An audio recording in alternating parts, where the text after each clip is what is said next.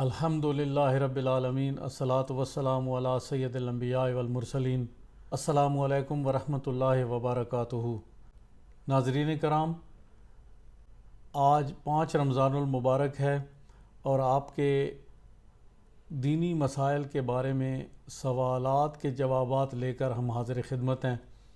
مختلف ذرائع سے دوستوں کے سوالات پہنچتے رہتے تھے، تو ہم نے یہ مناسب سمجھا کہ ایک پروگرام مرتب کیا جائے جس میں آپ حضرات کے تمام سوالات کے جوابات دے دیے جائیں، تاکہ جو لوگ عمر کے اس حصے کو پہنچ چکے ہیں اور وہ سوالات پوچھنے سے شرماتے ہیں، خاص کر دینی مسائل کے بارے میں، وہ لوگ بھی استفادہ کر سکیں۔